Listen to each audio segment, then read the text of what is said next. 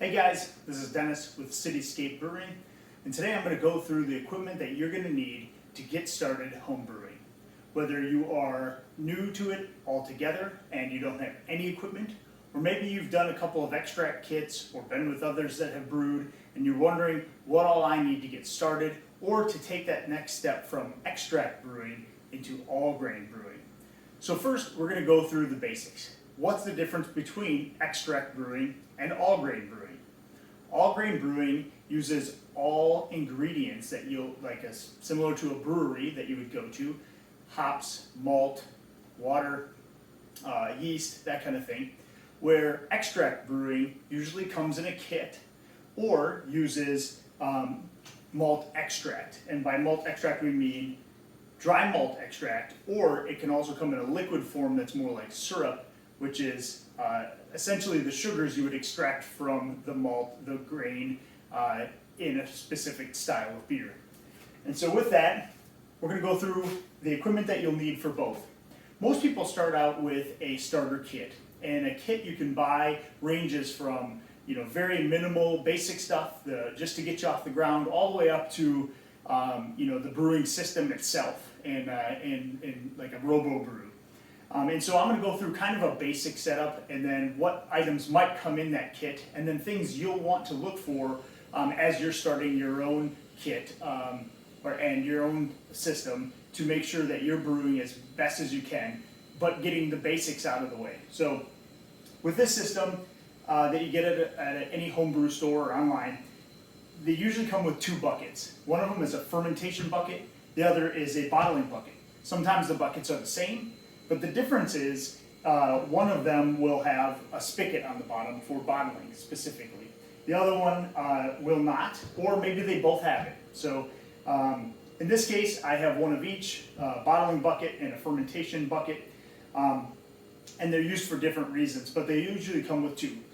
If you get an upgraded version, you might come with a glass carboy, which is this one here. This one happens to be a 6-gallon glass carboy with a bung and an air stop. And in those kits, you either get one or two of those, maybe a bucket and a carboy, maybe two buckets, maybe two glass fermenters. So it ranges depending on how much you want to spend. But all of them will come with a fermentation bucket or fermentation carboy. They'll all come with an airlock of some sort. On the top of these buckets, they have these little holes where you can put this type of an airlock, which is the standard kind of cup-style airlock, and that one is an S-style airlock. Both of them do the same thing. They prevent oxygen from getting in while letting CO2 out of your beer during fermentation. They might also come with a temperature controller, a thermometer. This you stick inside of your brew kettle, and it measures the temperature of your water as it's heating up, either for all grain brewing before you mash in, or as it's getting closer to boil. You'll know that because you'll have a temperature gauge. A lot of them also come with some caps for your beer. They generally do not come with bottles, but you can buy those, and that's how a lot of people get started out. They'll generally come with a capper of some sort to cap your bottles. They'll a lot of times come with either a spoon or a paddle to mix your beer as you're boiling or mashing in. And a lot of times they'll come with a siphon. This is an auto siphon, has a hose, and this is how you would transfer your wort or beer into a different vessel with a siphon.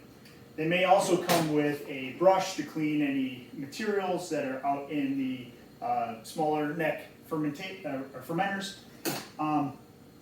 And then generally up from there, you have to buy things individually. But you can buy kits with a lot more or a lot less. We'll go through some of the things that you're going to need right away. Some of the kits come with a brew pot.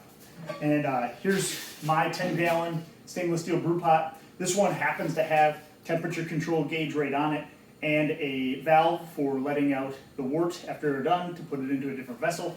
And it also has readings, not sure if you can see this, but readings on the back here for gallons as I'm filling this up, so that's really handy. But not all pots have that, and if you buy your own and it doesn't come with your kit, you can use just about any size pot. Sometimes for all grain, or not all grain, but extract brewing, people will do it on their stove. They'll do a smaller volume and then add water to their fermenter to get it up to the appropriate volume when they're done. Or, like I did, they'll start out with a larger pot. This one's actually just a regular aluminum pot that people would have used for, crab boils or turkey frying, that kind of thing. You can also use one of those. This one does not, as you know, have a spigot. It also doesn't have watermarks on here, or excuse me, measuring marks on here for gallons. So what I did, and this is just a tip, if you buy one of these style pots, even if it's stainless steel or aluminum, you can make your own measuring stick. What I did in the early days of brewing was fill it up with 1 gallon, 2 gallons, 3 gallons, etc. And every time I would put the stick in and where the water line was, I would notch out a notch in here. So as I was filling up water in my brew pot, I could stick it in, I could see that it was at 4.5 gallons or wherever I needed to be, all the way up the stick. So something you can do that's cheap and easy. Get just a dowel from the homebrew store, or excuse me, a hardware store, and then you can make your own measuring thing, but having it on the pot is that much more simple. Another thing that you could do rather than getting the thermometer on the side, and it's really important when you start getting into all grain, is having a digital thermometer. These are fairly cheap and easy to get in place of the one that goes inside of it. You could use this when you're mashing, and then my kettle actually has one on there for when I'm boiling or warming up my sparge water. So one other thing your kit may come with, but you'll ultimately need, is a hydrometer. And a hydrometer measures your gravity readings both before and after fermentation. Also helps you determine your alcohol by volume. So you'll definitely need one of these. They come in a little tube, but I suggest also getting one of these cylinders. Sometimes they come with these, sometimes they don't. You'd fill this up with your liquid, and then whether it's wort or beer, and then you float this in here, and the little markings on here give you your gravity reading or your ABV, or both. And you can determine that by calculating the differences. Another thing that you may want to do, which I highly recommend once you get into all grain brewing, is buying a refractometer. And this is about 25 bucks or so on Amazon, maybe 20 bucks. This also does gravity, but only before fermentation. If you do it after fermentation, you would have to use a calculator online to, because it changes with the alcohol volume that's inside of your beer. So this measures wort really well. It does it in either Brix or specific gravity. Mine has both, but this is a fairly cheap and inexpensive thing. And then you don't have to fill up the entire tube if you're checking your gravity. So that's another good thing to have. The other component is a way to chill your beer. So after you get done boiling, you need to bring down the temperature of your beer. And a lot of times, when I first started, the first few times anyway, I would just put it in an ice bath in either a larger sink or outside in a bigger container, and it took forever to do that. And so it wasn't very long before I realized I needed an immersion chiller. And a lot of people start out with an immersion chiller. There's other chillers that we won't go through here, but to start out, I actually made this one. This is a copper pipe immersion chiller. Basically bent it around a round garbage can with a pipe bender and bought some copper. That's probably the cheapest way to do it. And then I bought some tubing, high heat tubing to go in and out. You would run water on one side, it circulates through the beer and comes out warm and pulls the heat out of your beer, so or wort at that point. And so I would highly suggest getting one of these or either buying one of these. They make them in copper, they make them in stainless steel, but this is something you're going to end up purchasing eventually if you start getting into any type of home brewing. They make different kinds of them. This is just a kind of a more deluxe version of the same thing. It has more coils on it and actually cools down a little faster. Hook this one to a garden hose. This one out to just lets out the water on the other side when it comes out warm. But same concept. So I would highly recommend getting one of those eventually. You don't have to start out using one, but it will definitely improve the time that you're spending making beer. Another thing that you can upgrade to eventually, after you do a couple beers, or maybe you start out with glass fermentation. I didn't quite care for the skinny necks on the fermenters. So what I like to do is use these big mouth bubblers. They actually have a bigger mouth. You can get your hands in, clean them out. And they make all different kinds of fermentation vessels. Those are glass, they make plastic ones, they make stainless steel, and you can go down a rabbit hole with a whole bunch of different varieties. But starting out, most people start out with the buckets. They kind of graduate to glass or plastic carboys, And then I've landed on glass. I really like them. I've had good luck with that. So with that, that is the equipment that you would either get or have to buy right away in a system. I'll go through some optional things and things that you would want to do right away or what you might want to do eventually. So another item that you'll need right away is cleaning and sanitizing stuff. So this is PBW, a cleaner, and this I also use OxyClean, which is the no dye, no perfume version of it. This will help clean before and after you brew your beer, and cleaning out fermentation vessels and all that kind of stuff. Helps eat the proteins and stuff off that are built up onto your equipment. Helps clean hoses, that kind of stuff. This, you would clean it in, you'd rinse it off, and then you would need to sanitize everything. There's a couple different versions of sanitizer, kind of a low foam, and then a higher foam, but they're both no rinse sanitizers, and you would use this to sanitize your equipment before you use it, especially after your boil.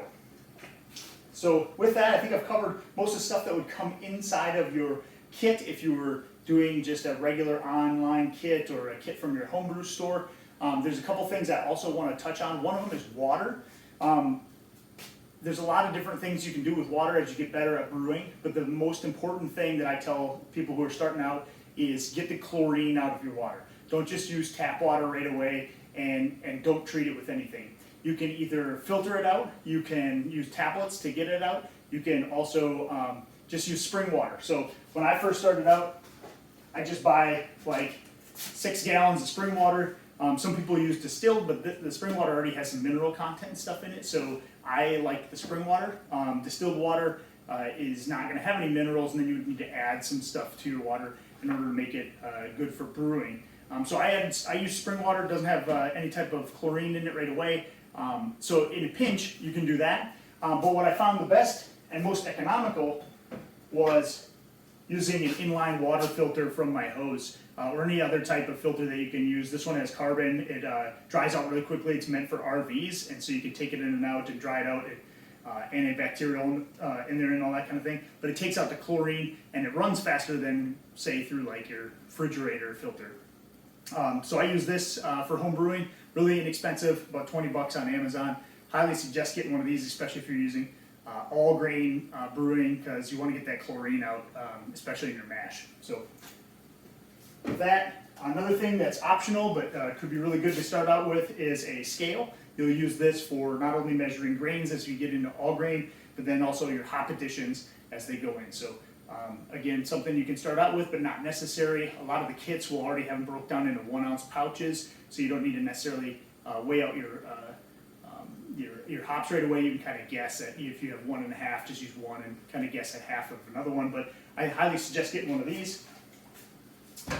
And then as you get into all grain brewing, you're going to need some additional equipment. And I didn't talk about the propane burner, but if you are going to be doing a full boil versus something on a stovetop, you will need like a propane burner. I use just a regular Bayou propane burner you can buy from like Lowe's or Home Depot.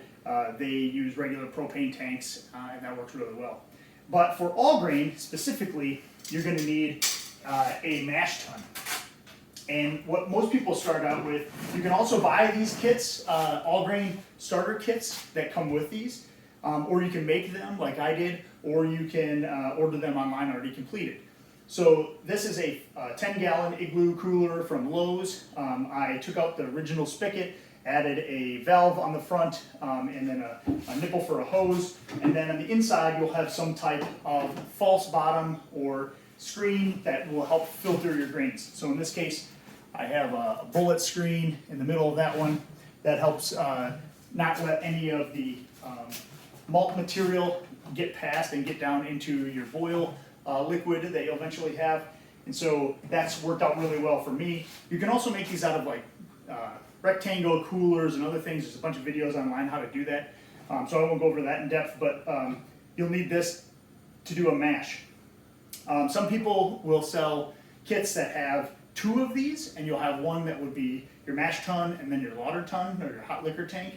And that will, I think most people that start doing batch sparges, which means you would fill this up for and mash your grains. You'd let it soak for an hour. You'd get your liquid out, which is your wort, and into your boil kettle, and then you would pour an additional amount of water in here, let it sit for a few minutes, and then also get that out of there and get it into your kettle to start your boil.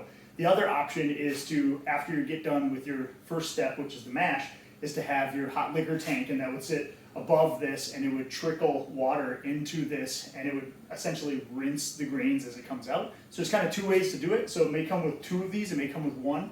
I started out with doing one. I think batch sparges are really easy. I have done lautering, but it's just a little bit more work, and some people like both, but I just prefer doing batch sparges, and it turns out pretty well for me. So to each their own, but you'll need one of these for all grain brewing. Another thing that's optional that you can get with all grain brewing is a grain mill. This isn't required. You can buy your grains online or even in kits and have them crushed already, so they're ready to go right in your mash. I did that for a very long time, and I just recently got this barley crusher, and this sits on top of a bucket. I hook up a drill to this, and then it crushes my grains before I mash in. So optional, but kind of cool because you're doing it yourself, and you can buy then in bulk in bigger packages, and then just do it yourself. So just another optional thing. I think I went over all of the equipment that you need to get started. If you have questions about everything, please leave a comment or like and share the video with your friends. I'm also going to be following up this video with a how to do an all grain brewing for your first time, and kind of step-by-step instructions on what to do and what to expect, and then some tips as you go through it. I'll also touch a little bit during that process on if you were doing extract brewing, when you would add that kind of thing. So stay tuned and like and share this video, and hope everyone happy brewing.